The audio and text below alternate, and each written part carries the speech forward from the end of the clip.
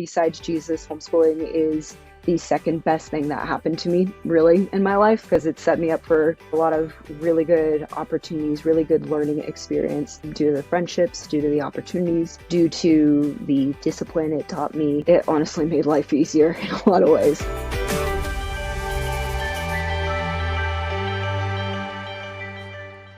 Hey, welcome back to the Colorado Homeschool Podcast. I'm your host, Kashia Davis, and I am so excited for today's conversation. We get to talk to a homeschool graduate who's now a young adult serving in ministry, as a matter of fact, a pastor's kid. So we've got all kinds of labels, but her perspective is just refreshing, encouraging for those of you who are in the thick of it, maybe feel like, what am I doing? This is hard. It's not worth it. I think you're going to love this conversation. You're going to be encouraged because it really is worth it. In fact, to use her words, it's the second best thing that ever happened to her outside of her relationship with the Lord. So I hope you guys love this. Thanks for being here today. Well, thanks for joining us today, guys. I am so excited because I get to talk to homeschool parents all the time and even some experts, some curriculum providers. But today we get to hear a testimony from a homeschool graduate. And I met Lily actually at a pastors and leaders conference. So I just can't even wait for you guys to get her perspective and testimony. So Lily Lewis is a homeschool from the beginning, like from womb. She listed pre-K to senior year, but you and I both know if you're listening to this podcast and you have a 6-month-old baby, you're a homeschool mom. Every parent starts as a homeschool mom. It just changes, at some point if you put your child in some other education choices. So Lily and her family were from California, and they moved here when she was 11 for a church plant in the Boulder area. So you can pray for her family because you guys know that Boulder, well, really all of Colorado needs some ministry, right? And the light needs to shine bright in sometimes those really dark places. So she's a graduate now and pursuing a career in the financial industry, which is really fun. Even just talking to her briefly about it, you could tell some interest was sparked. And guys, we are in for a treat. I really appreciate you being here, Lily. Thank you and welcome. Yes, awesome. Yes, thank you so much for having me. I'm excited. Thank you. Yeah. Well, Lily, why don't you kick us off by just telling us a little bit? I kind of told a little of your introduction, but will you tell us about your homeschool journey and maybe a little bit about yourself personally? Yeah, so my homeschool journey started, early on. I was just getting into that age range of, okay, we got to start preschool, we got to start kindergarten. How is that going to work? The public school at the time was teaching the kids Buddhist prayers with all the kiddos there. And my parents were looking into that, and they were not comfortable, coming from a Christian family. We pray to Jesus, we don't pray to Buddha. So my mom said, for the first year or so, I can do it. She has an English degree, graduated from UCLA with her English degree, and she's actually still teaching to this day.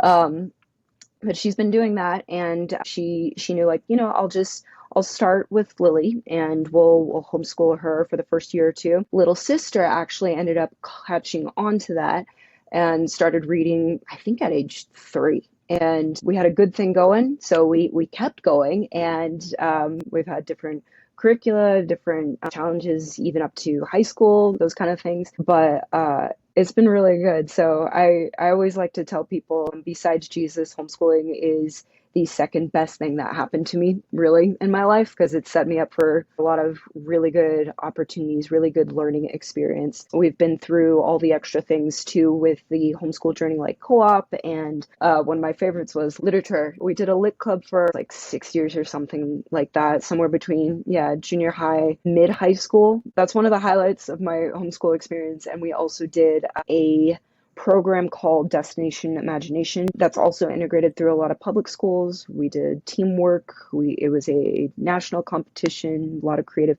subcategories to learn from, choose, and execute. So wow. Yeah. It sounds really robust. Cool. So you're the oldest of 3, is that right? Yes, that's right. I'm oldest of 3. So we're all 2 and 4 years apart. Okay, fun. Yeah. And so are your parents finished? Is your youngest sibling still homeschooling, or are they done now? Right. Yeah. Youngest sibling is done now. We all started from pre-K to high school, went to college and graduated. Love that. And really, I mean, you talked about the Buddhist prayer and you're talking about preschools.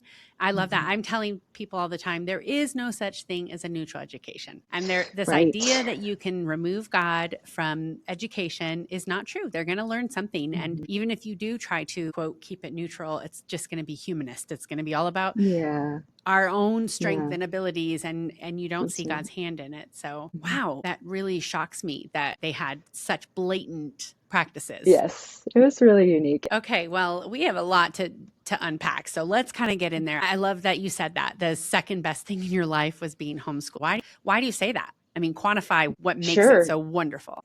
Yeah, so I think, again, with my experience, it was from the beginning to the end. And there's a lot of life that went into that. There was a lot of learning that went into that, a lot of different people. It helped build, I think, my family relationship for certain. There were a lot of challenges between not just the material, the learning material itself, but also between me and my mom, me and my dad, me and all the other teachers at our co-op, learning from that experience as well. But then also just, I think the lack of pressure, to socialize in one way, because that was already integrated with the It's so co-ops, funny you use that word, Lily, because no, I know, but it's like that is the scare, right? It's like, well, if I put my kids at a homeschool and there's a fear of they're not going to be socialized. Well, make sure, kind of like with anything else, make sure that your structure is in place, make sure that your foundation is good, make sure you have a community built in so that they have opportunities with different education like co-op. And that, honestly, when I say co-op, the one we started, I want to say when I was in middle school, until it, unfortunately they had to dissolve. All the kids were getting older. Some of those friendships for my siblings were still kept to this day. One of them is getting married, and my brother is going to be a groomsman in his wedding. So those kind of friendships have stuck around for quite a long time. So you get that with a lot of schooling, I think, in general, in public school, but second best thing that happened to me, due to the friendships, due to the opportunities, due to the discipline it taught me, it honestly made life easier in a lot of ways. So it's true, because homeschooling is not doing school at home. And that's a big misnomer. A lot of people like to say home education rather than homeschooling, just so that there isn't this idea that you sit at a desk and you have mom standing with a blackboard and, lecturing and homework assignments. It really is a different paradigm. It's so much more relational, like you just hit on. I love that. So good. Truly. My daughter had a friend visit who spent a few days up here visiting her. And this friendship was formed over a co-op that started when she was 5, kindergarten. And we did the co-op for 3 years. That's it. But their friendship maintained because we're doing community together, and it's community grounded in the worldview of who Jesus is, right? Like everything that we look at, everything that we do is part of who we are in Christ. I think another thing about that too in the co-op, we think like, yes, it's not just for homeschooling, it's also our common faith. It's also, hey, we love Jesus. We also want to teach and disciple our kids to be followers of Jesus. As we do that, how do we do that with school? Right. So good. I love it. I love hearing it from your perspective too. So what would you say to homeschoolers, that the student that's in there now that is maybe begrudging or thinking I'm missing out? Especially, I think this gets really loud in the high school years. There's this like, I'm not going to have the prom and the graduation and those things. Do you have any input to the homeschool student right now? Yeah. I think for me, looking back, it was a very short season. It will go by very fast. And if you're having those struggles with what about this right now? What about that right now? Whatever it is so important and so valuable in your life, in your season right now, just remember it is only temporary and it's going to go like that. So not to belittle it, not to say it's not a good desire, not to say it's an evil desire. It's just, it happens. It will be a temporary thing, and there will be more opportunities in life later on. And if you can trust the Lord, if you can wait on him about that, if you can pray about it and wait on him with it, he will, like everything in life, he will give an answer of yes, no, or hey, wait. Lily, what you just said is just perfect example of the relationship. And homeschooling provides that relationship with our family, but it also provides a real relationship with the Lord where it really can be everything. And you just stirred up all those students, hopefully, to do that. That was well said. So can we segue into that? Because that was really ministry minded. What is your role in ministry? I mentioned at the beginning that your father came from California to start a church in Boulder, and now you're serving there too, because I met you at this leaders conference. So what are you doing that you're involved in at the ministry? What are you not doing is probably the case. Sure. Yeah. So I'm not the pastor. I'm not teaching or anything like that. No. But like truly, my role is in worship leading. So I lead in worship. I return to the text. I look to see what's being taught for that Sunday, for that particular Sunday, and then from there find different songs and themes that are based off of that. And I find songs, themes, different things that will minister to the congregation for Sunday. So yeah, with that from there as well, I'm looking to, okay, how do I communicate that to the team? It's a fun season for sure. Nice. And a leadership role, not just participating, but leading and guiding the team, which is fruit, obviously, of well done parents, right? I mean, obviously it's the Lord's work, but yay. Right. I love that. Yeah. Well, speaking of ministry, what things about ministry do you think correlated directly to your homeschooling? Was there anything that surprised you too in that? Yeah. So I think the correlation between ministry and homeschooling was the discipline, planning, execution, communication. So with our experience, with my experience, I think really everything kind of came in fruition during the high school years. Everything from kindergarten to 8th grade was a lot of what mom could manage, a lot of what mom could understand, give guidance for. Here's the books. I can teach you the books if you have questions. Mostly you're kind of learning on your own. You do your homework and we go from there. High school was hey, you kind of know what you're doing. Here are your lesson plans and here's what you're learning for that day. If you have the discipline and grit to go through all that homework, whether it be on the computer, whether it be written out, whatever it is, then you have the execution to carry that out. You give yourself days off if you want to do so many more lessons. And so with that kind of perspective, I think that's definitely worked its way out in ministry. And when I'm looking at, hey, Lord, I need to make a worship set. We're going through this study. What are going to be some of the songs? And when you do that, when you practice that over almost 10 years, you kind of get a good traction and you kind of get a good understanding. That's not to say, hey, I'm so practiced and I don't need to be spirit led or whatnot. It's just you build your own discipline, you build your own routine. And I think the Lord is honored in that as well. He's the wonderful working counselor. He's the wonderful working planner. He works through our plans. He works out his own plan. Yeah, so it's one of the fruits of the Spirit. It's the last one. I always point that out, self-control. Yeah. Yes. But yes, it is important. Yeah. Self-discipline is major and it can't be, I think, even overemphasized how important it is. I'm not going to remember the number, so I won't share any of the statistics, but I've heard a lot of studies on the word grit that you can't teach that self-motivation. Either you have it or you don't have it. And it starts early, like in the young years of our children, whatever 5-year-olds or 3-year-olds, where they're talking about persevering through hard things, that's where that is developed. And I guess, sure, of course, with God, anything is possible, right? But I think that's really a great point that you pointed out, that discipline. What about the things that you didn't love? Like, were there things, because it's not all, daisies and roses and butterflies. Oh, no. There are tough days and tears.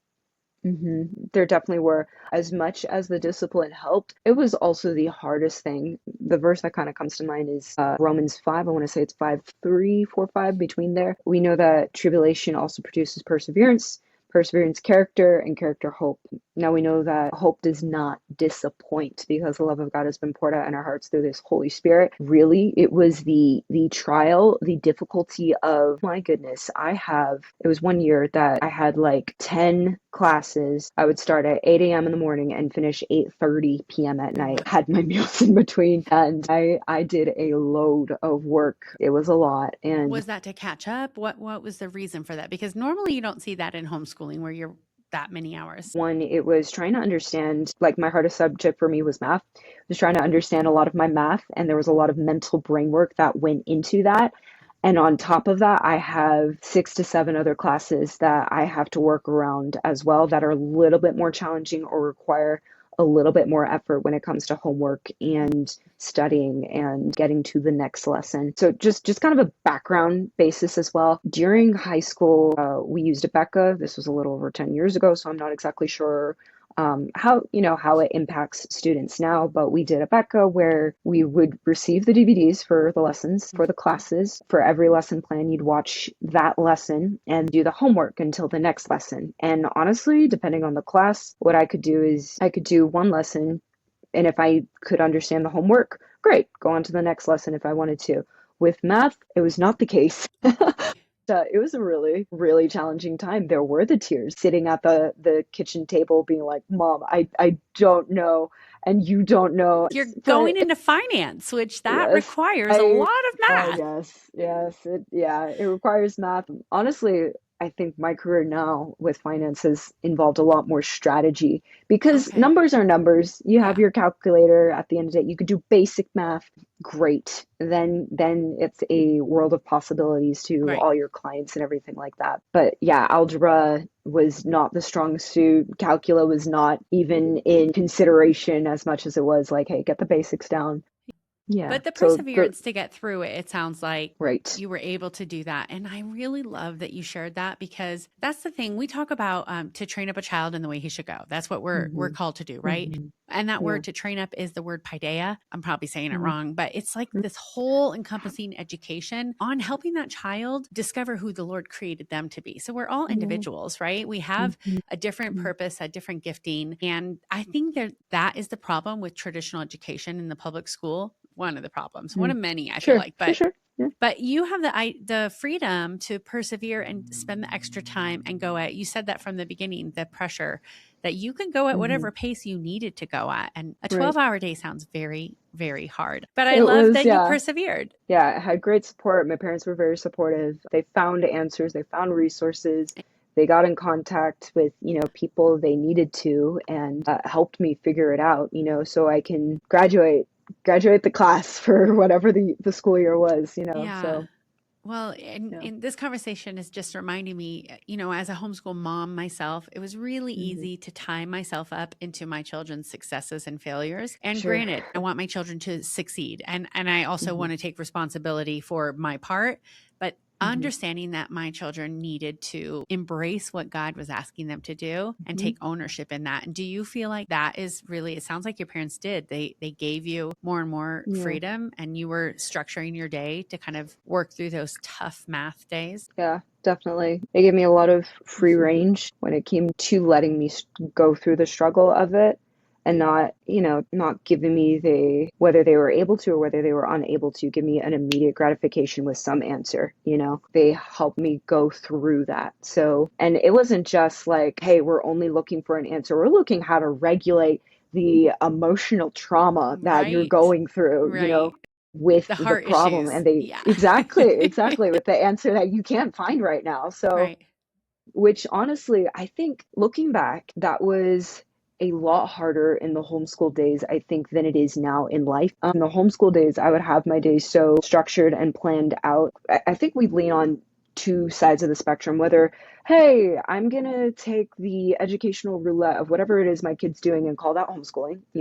We don't want to be like that. But then we can lean so far the other way where it's like, I am going to be so structured and we're going to be amazing. We're going to do better at public school and whatever it is, And whether you're the parent having that perspective or whether you're, the kid having that perspective, I think I leaned a little bit more towards that way, to the point that when I grew up, when I got into my own working job, when I took ownership of ministry, when a problem came up and it was an unstructured, unplanned, whatever it was, it's like, it was a new challenge. It was what do I do in approaching the situation? It's not part of the lesson here, or the homework or the resources or whatever. There's not a book on this, And so there's a new element of perseverance really being challenged to step up to the plate and approach it in a different perspective, in a creative way, or finding the resources and whatnot. Going through the struggle. The struggle is real. It's okay to go through it as long as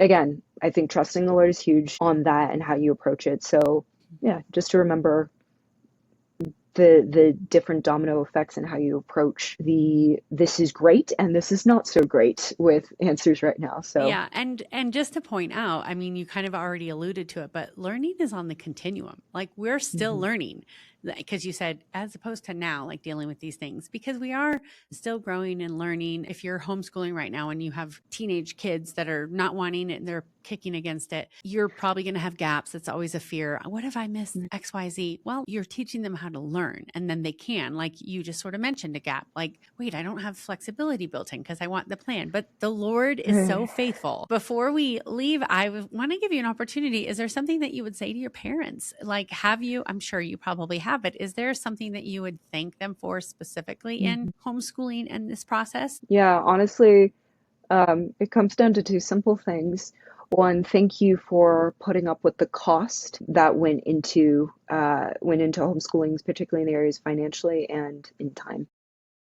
There were quite a few times, and I think quite a few years, where I could see it on my mom's face of like, wow, it is hard financially right now to buy the curriculum, to buy the lesson plans, and keep teaching you guys with one parent income, and one parent income being a ministry, like that's hard. That was a challenge for them, but they still did it because they so believe in the education, they so believed in the relational aspect of the homeschooling and discipling with that there. So those two simple things of thank you for counting the costs, financially and in time to keep going, through all of those years, and not just being there for the good of it, but also for the bad of it. Home education is not easy, but it is so worth it. And you're definitely fruit of that. Lily, thank you for joining us today. We really appreciate you. And I hope the listeners were encouraged, and maybe you need to have your children listen with you to this one. So thank you for being here. Thank you so much for joining us today. The Colorado Homeschool Podcast is a ministry of Christian home educators of Colorado. We have been motivating parents to disciple the next generation by embracing home discipleship that is Christ-centered, parent-directed, and free from government control. We invite you to join us in this mission. If you want to support homeschooling in Colorado, go to check.org/donate. In the meantime, share this with your friends and make sure you subscribe. That really helps us. Thank you.